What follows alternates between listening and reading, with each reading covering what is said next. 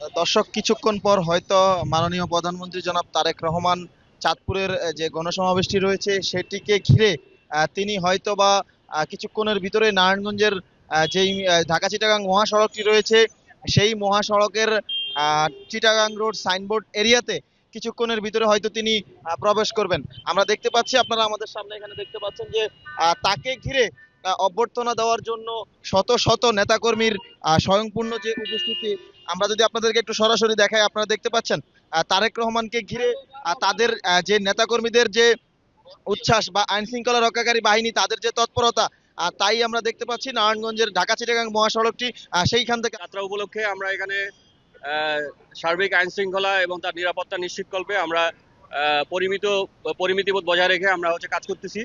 আর পাশাপাশি এখানে যাত্রী যারা চলাচল করতেছে তাদের জন্য অসুবিধা না হয় সেই ব্যবস্থা আমরা করতেছি। দেখতে পাচ্ছেন যে শত শত নেতাকর্মী তাদের যে স্বয়ংসম্পূর্ণ উপস্থিতি, সেই উপস্থিতিতে তারা তাদের যে বাংলাদেশের জনাব প্রধানমন্ত্রী জনাব তারেক রহমানকে অভ্যর্থনা জানানোর জন্য নারায়ণগঞ্জের বিভিন্ন স্তরের যে নেতাকর্মীরা রয়েছেন তারা সেই সকাল থেকেই তারা এখানে এই মুহূর্তে দাঁড়িয়ে রয়েছেন। আমরা যদি আপনাদেরকে একটু সরাসরি দেখাই, দেখেন যে নেতাকর্মীদের যে ঢল, ঠিক সকাল থেকে তারা তারেক রহমানকে দেখার জন্য সেই সকাল থেকে তারা এখনো দাঁড়িয়ে রয়েছে ঢাকা চিটাগাং মহাসড়কের যেই স্থানটি রয়েছে সেখানে। আমরা সকাল থেকে এখানে দাঁড়িয়ে আছি। আমাদের সামনে দিয়ে তারেক রহমান যাবে, আমরা সম্পাদনা যাচ্ছি। দলের থেকে তাকে অসংখ্য ধন্যবাদ জানাই। আমরা আমাদের এই নারায়ণগঞ্জের বুকে দিয়ে যাবে, এর জন্য মনে করেন আমাদের নারায়ণগঞ্জের ভিতর দিয়ে যাবে দাদা সেলিম ও জাকির খানের সমর্থে আমরা সবাই এখানে ঐক্য হয়েছি। আমাদের অনুভূতিটা আমরা অনেক আনন্দিত। তাকে এক নজর দেখবো। এখন কে সারাদিন থাকতে হলেও সারাদিন থাকবো।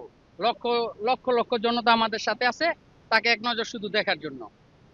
দর্শক, যেমনটা কথা বলছিলাম স্থানীয় এক নেতার সাথে, আপনারা দেখতে পাচ্ছেন যে নারায়ণগঞ্জের সেই সকাল থেকেই নেতাকর্মীরা তাদের যে অবস্থান কর্মসূচি রয়েছে তারেক রহমানকে ঘিরে, তারা সেই কর্মসূচিতে লক্ষ্য রেখে তারা সকাল থেকে এখন পর্যন্ত দাঁড়িয়ে রয়েছে ঢাকা চিটাগাং মহাসড়কের সেই স্থানটাতে। প্রধানমন্ত্রী জনাব তারেক রহমান চাঁদপুরের উদ্দেশ্যে যে রওনা দিবেন তারই উদ্দেশ্যে নেতাকর্মীরা সেই সকাল থেকে এখন পর্যন্ত তারা তাদের অবস্থান কর্মসূচি সকাল থেকেই এখনো পালন করছে।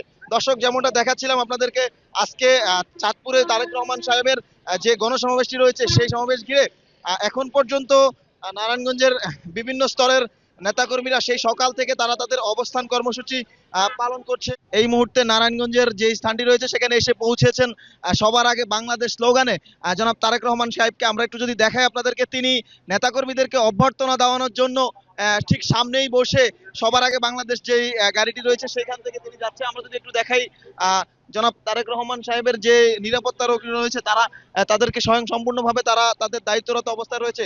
সেই সকাল থেকে নারায়ণগঞ্জের ঢাকা চিটাগাং মহাসড়কটিতে তারা তাদের অবস্থান কর্মসূচি পালন করছিল। আমরা সকাল থেকে দেখছিলাম যে নেতাকর্মীদের কি অঢাল পরিস্থিতি ছিল।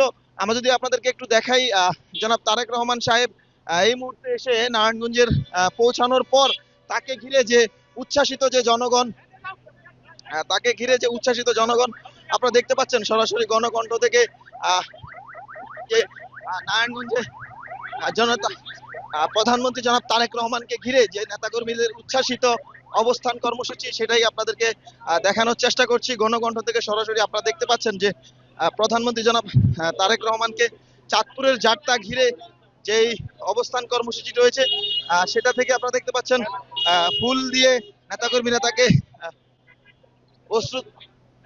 ভাবে বহন করে রয়েছে।